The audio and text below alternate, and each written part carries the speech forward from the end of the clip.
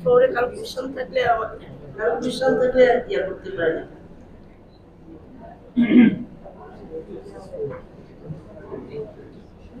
আমি শুরু করি। পরে করে প্রেজেন্টেশনে একটু কথা বলি। এটা কি আপনার থিসিস ছিল এটা? এই স্টাডিটা ছিল এমফিল একটা থিসিস কিন্তু বড় হয় 50 থেকে 100 পেজ বড়। সেটাকে আবার ছোট করে লিখতে হয় পাবলিশ করার জন্য, জার্নালে দেওয়ার জন্য। সেখানে হয় এই 6 থেকে 7-8 পেজ। আমরা যখন প্রেজেন্ট করব এই আমাদের অডিয়েন্সের কাছে, তখন কিন্তু আমরা 6 পেজ 7 পেজ করবো। এটাকে আরো ছোট করে নিয়ে আসছি যাতে আমরা 15 মিনিটে আমরা এটা প্রেজেন্ট করতে পারি। ছোট করতে ঠিক করতে হয় সেটা আমাদের তথ্য কিন্তু সম্পূর্ণ ঠিক হবে, কিন্তু আমরা 15 মিনিটে করে আর 15 মিনিট আমরা ডিসকাশন করব, তাহলে হয়ে যায়। এটা সুন্দর সে প্রেজেন্ট করতে সুন্দর, তার স্টাইল ভালো ছিল, কিন্তু একটু ল্যাঙ্গুয়েজ হয়ে গেছে। আমাদের সম্পূর্ণ বলতে চাই, আমাদের সম্পূর্ণ জানার আগ্রহ নাই। আমরা যে জিনিসটা জানতে চাচ্ছি একটা পার্ট ছিল যে আমাদের নতুন ইনফরমেশন দিবে, আমরা সেইটুকু জানতে চাচ্ছি। আমাদের একটু বেশি বড় হয়ে গেছে, আমরা যখন ভবিষ্যতে একদম একটা জানার প্রেজেন্ট করবো তখন ছোট করে নিয়ে আসি। এই যে আমাদের রিকোয়েস্ট থাকবে ভবিষ্যতে, এছাড়া থাকবে সুন্দর। আর এই যে ইয়েতে ছিল যেটা ওই ডেসক্রিপশন প্যাটার্ন, আপনি বেশি হেডে কিন্তু এরকম প্যাটার্ন ভেরিয়েবল প্যাটার্ন তাই নেই, ওইরকম হাইলাইট করা হচ্ছে বলে মনে হলো না। এটা একটা এক্সপ্রেশন। আর তো কোশ্চেন থাকলে জিজ্ঞেস করতে আরেকটা হলো আমাদের চেয়ারপারসন এখানে আছে। এটা সেও আমার একটা ইন্ডিয়ান স্টুডেন্ট ছিল। আমার কোন স্টুডেন্ট যখন চেয়ারপারসন নিয়ে বসে আমার ভালো লাগে, তখন আজকে ওকে ধন্যবাদ জানাচ্ছি। আমার ভালো লাগে, মাঝে মাঝে দেখছি চেয়ারপারসন আমার স্টুডেন্ট ছিল। Thank you. আর কোশ্চেনটা কি ছিল? কোশ্চেন না, স্যার কি কোশ্চেন? সাজেশন।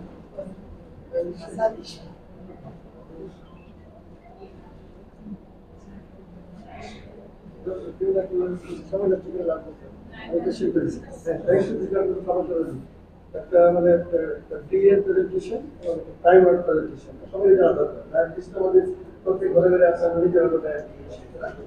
একটা রোগী যদি আমাদের কাছে আসে, আমি ইনসালটা চেষ্টা করছি যে আমাদের কাছে যে একটা ডায়াবেটিস পেশেন্ট আসে, আমরা যে সমস্ত ফিল করি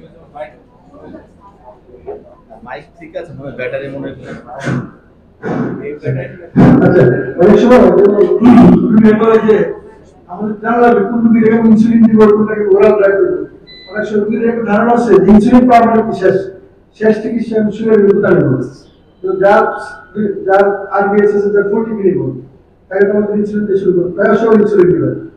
আমাদের এই সমস্ত বিরুদ্ধে আমাদের কাছে আসে, আমি যদি ওরাল হাইপোগ্লাইসেমিক এজেন্ট ইউজ করতে চাই, which one is more preferable.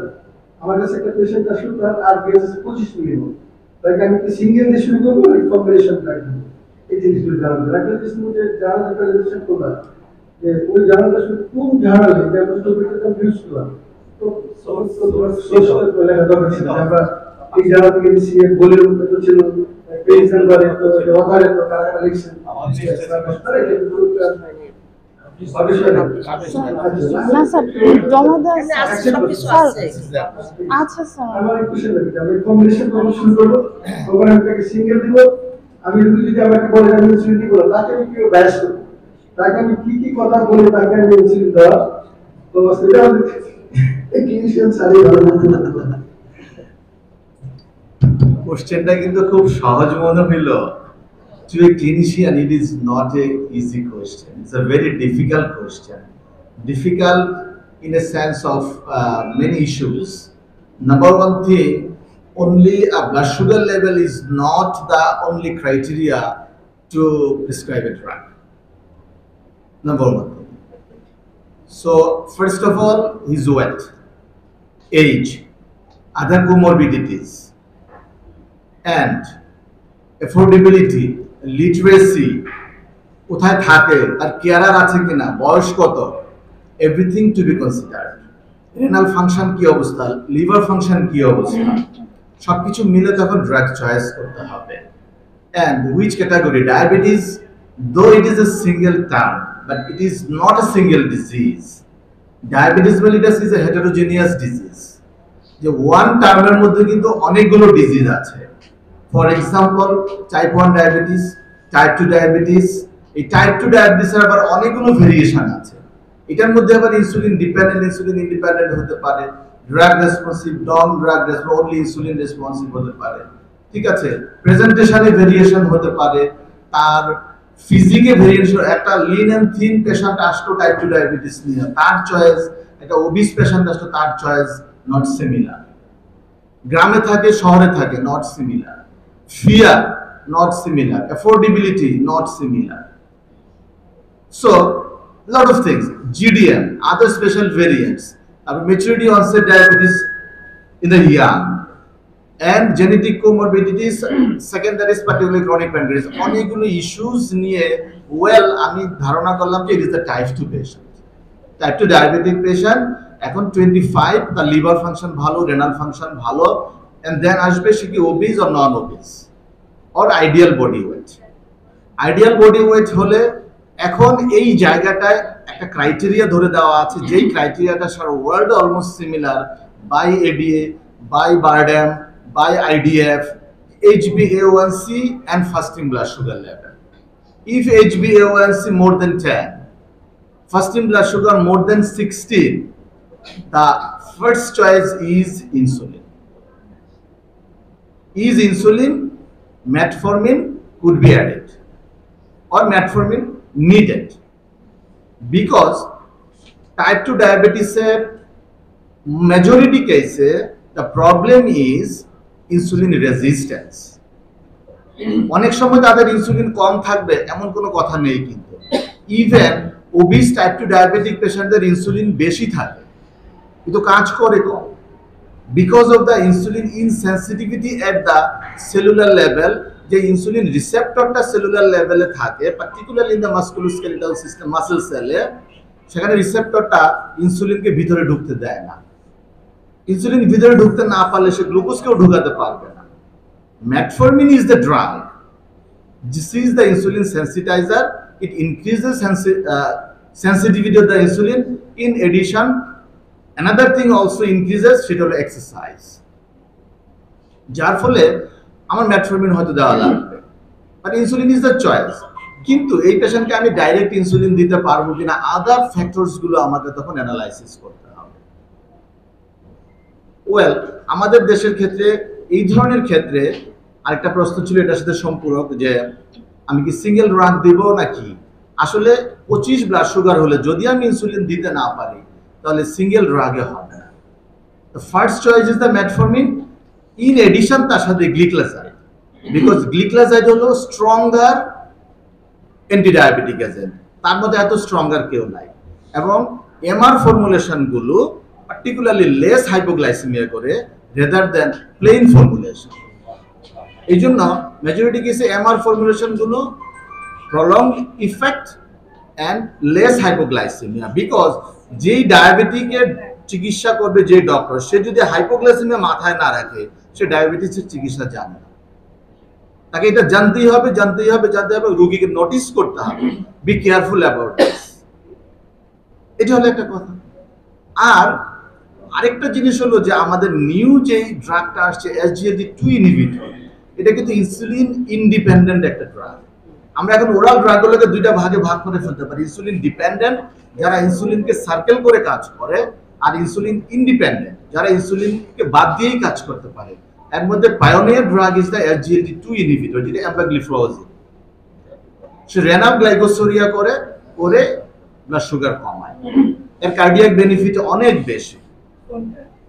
Empagliflozin এর কার্ডিয়াক বেনিফিট অনেক বেশি, কিন্তু এর পাশাপাশি সে আরেকটা ভালো কাজ করে, সেটা হলো সে সাস্টেনেবল ওয়েট রিডাকশন করে, প্রায় 3 to 4 কেজি ওয়েট রিডাকশন করে SGLT2 ইনহিবিটর, যদি আমরা প্রপার ডোজে দিতে পারি এবং রোগীকে যদি ডায়েটারি রেস্ট্রিকশনে আনতে পারে। যার ফলে আসলে প্রথমেই বলছি কোশ্চেনটা খুব সহজ হলো, আনসারটা আসলে অত সহজ না। এটা ক্লিনিশিয়ানের জাজমেন্ট এখানে খুবই ইম্পর্টেন্ট। স্যার মনে হয় কিছু না, এটা একটু বড় হয়ে যাচ্ছিল উত্তরটা। ওর সোজা সাপটা কথা ছিল যে কখন দিব, এবং এটা হচ্ছে যে যদি হিমোগ্লোবিন A1C 9 প্লাস থাকে পারসিস্টেন্টলি, এবং যদি তার ডিএসটা সবসময় 14 এর উপরে থাকে, তাহলে ইনসুলিন দিয়ে দেয়। এখন কিভাবে কনভিন্স করবো? কনভিন্স করাটা এত সহজ না, কনভিন্স করা যাবে। এনিওয়ে, আমার দুই একটা প্রশ্ন আছে, তার আগে আমি I would like to express my thanks and gratitude to one of our colleagues, Professor Anwar, who has elected as a syndicate member of Bangladesh Agriculture University. Okay, এক সময় আমাদের স্যার ছিলেন, আমাদের প্রিন্সিপাল স্যার এআই মোহাম্মদ ইসলাম sir, উনি কিছুদিন কয়েক বছর উনি ছিলেন আমাদের একমাত্র syndicate member Bangladesh agriculture university. এখন আবার আমরা নতুন করে পেলাম, তাকে একটা করতালি দিয়ে আমরা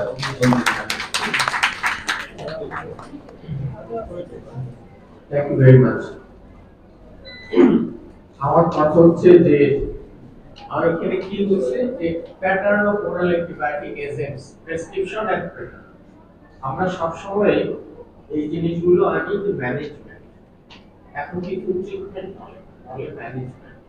এবং আমরা যদি ম্যানেজমেন্টের কথা বলি তাহলে কিন্তু শুধুমাত্র যে ড্রাগস দিয়ে হবে তা না, non pharmacological therapy is also quite important. The dietary habit important, exercise, etc., etc. These are also quite important. So we have to use those things also. Number one. Number two, anti-diabetic drug. Metformin is the type 1, type 2 diabetes এর প্রথম drug. এটা দিয়ে অনেকে শুরু করে এবং বেশিরভাগ ক্ষেত্রে শুরু করে, আর ওবেজ হলে পরে এটাকে বেশি করে দেওয়া হয়। Anyway, combination all the drugs আছে। কিছু কিছু ড্রাগস আছে, যেমন লাস্টে যে ড্রাগটার কথা বলা হলো সেটাতে যেটা দেখা যায় যে খুব তাড়াতাড়ি রিডাকশন করে, কিন্তু তাকে একেবারে পুরোপুরি এলিমিনেট কাশির মতন হয়ে যায় এবং তাকে দেখতে ভালো লাগে। সুতরাং এই ড্রাগটা কিন্তু ওরকম বাজার পায় না যতটা পাওয়া উচিত ছিল। এনিওয়ে, কিন্তু এটা একটা ভালো ড্রাগ আছে। ইনসুলিন ঘিরে কাজ করে না, সে ইন্ডিভিজুয়ালি কাজ করে রেনাল গ্লাইকোসিলিয়া দিয়ে, এবং কিন্তু সে খুবই লিন এন্ড থিন হয়ে যায় এবং তাকে আনইউজুয়াল একটা এক্সপ্রেশন থাকে। এনিওয়ে, আমরা সব সময় চেষ্টা করব যে মনোথেরাপি দিয়ে রাখা যায় কিনা, যদি না যায় তখন আমরা কম্বিনেশনে যাব, কিন্তু সবার আগে চেষ্টা করব নন ফার্মাকোলজিক্যাল থেরাপি দিয়ে যাওয়া যায় কিনা, এবং সেটাকে আমরা মনে হয় নিউক্লিওসিস দিব। সকালে হাঁটলে যে তার ডায়াবেটিস হয়েছে তা না, কারণ হচ্ছে যাতে না হয় সেটার জন্য চিন্তা ভাবনা করতে হবে। সুতরাং আমার মনে হয় ওইটাই বেশি দেওয়া দরকার। আরেকটা জিনিস যেটা হচ্ছে, একটা প্যাটার্ন এখানে দেখা গেছে যে 30 থেকে 40 এর মধ্যেই সবাই ডায়াবেটিস হচ্ছে। এইটা হচ্ছে আলাদা। 1,12,00,000 বোধহয় বাংলাদেশে ডিটেক্টেড ডায়াবেটিস আছে, তার মানে প্রায় 12%। সুতরাং এইটা একটা বড় পাবলিক হেলথ প্রবলেম হয়ে দাঁড়াচ্ছে। নন কমিউনিকেবল ডিজিজের মধ্যে এইটা, আর এটা তো একা বসে থাকে না, সে নানান কিছুকে অ্যাফেক্ট করে, মাইক্রোভাস্কুলার, ম্যাক্রোভাস্কুলার সব কমপ্লিকেশনস সে করতে থাকবে বসে বসে। রিসেন্টলি আমার চেম্বারের কাছে হচ্ছে এন্ডোক্রাইনোলজি, আমাদের নজরুলের চেম্বার। নজরুলের কাছে এক লোক আসছে, তার পায়ে গ্যাংগ্রিন হয়েছে, ফুট ডায়াবেটিক ফুট। এখন নজরুলকে বলতেছে যে আপনার ডায়াবেটিস কন্ট্রোল করেন, তাহলে এটা ভালো হবে। তো আপনি আমার ডায়াবেটিসই খান না, আমার 30 বছর যাবত আছে, এটা কি করা লাগবে না লাগবে আমি জানি, আপনি পায়ে কি করবেন এটা।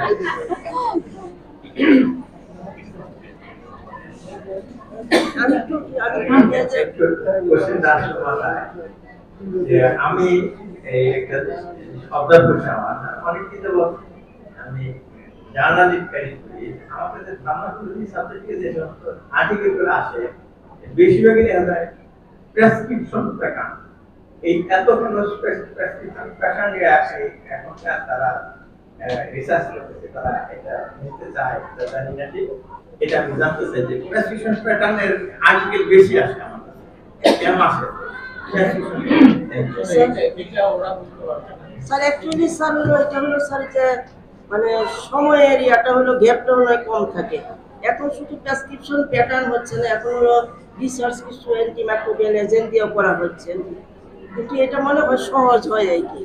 আবার অনেকে হলো অনেক আমরা যখন কাজ করতে চাই অনেক ইনস্টিটিউট কিন্তু আমাদেরকে পারমিশন দেয় না। এটা নিতে আমাদের অনেক ড্রাগ নিয়ে আমাদের কাজ করতে ইচ্ছা হয়, কিন্তু আমাদেরকে অ্যালাউ করে না, যেহেতু আমাদের এখান থেকে আমরা রেশনালিটি বের করতে চাই, ফলে এটা অনেকে অ্যাকসেপ্ট করে না আর কি। এটা আমাদের একটা লিমিটেশন আছে আর কি। এখানে কি কাজের কোনো ক্লাস আছে?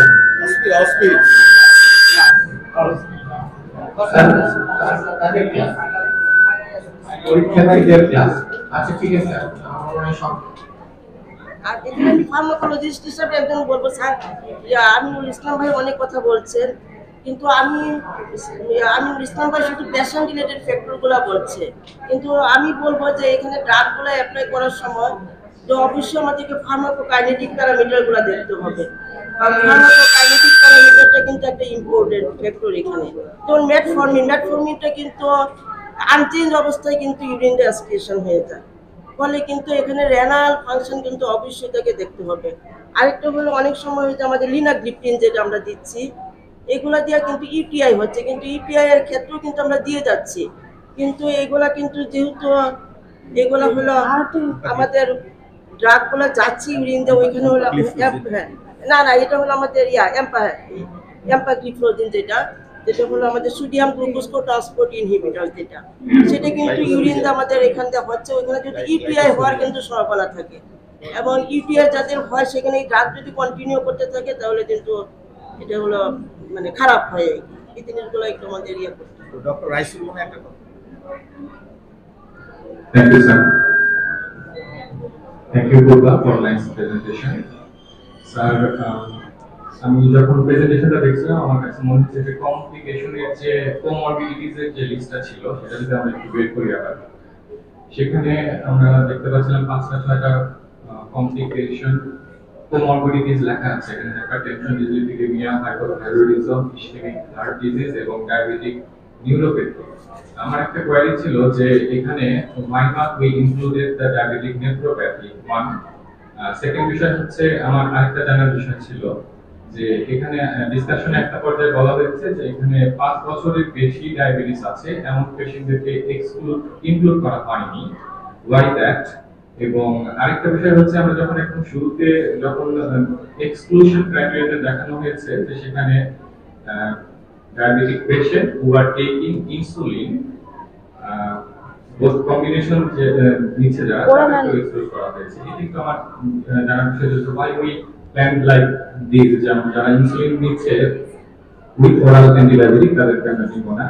আর কমপ্লিকেশন এখানে কি আমরা আসলে এই 172 জনের মধ্যে কি আসলে আমরা কোন ডায়াবেটিক নেফ্রোপ্যাথি পাইনি? এটা দেখা কি এটা যে 5 বছরের ডায়াবেটিক নেফ্রোপ্যাথি ডেভেলপ হয় না বা এরকম কিছু, এটা একটা বিষয় ছিল জানা।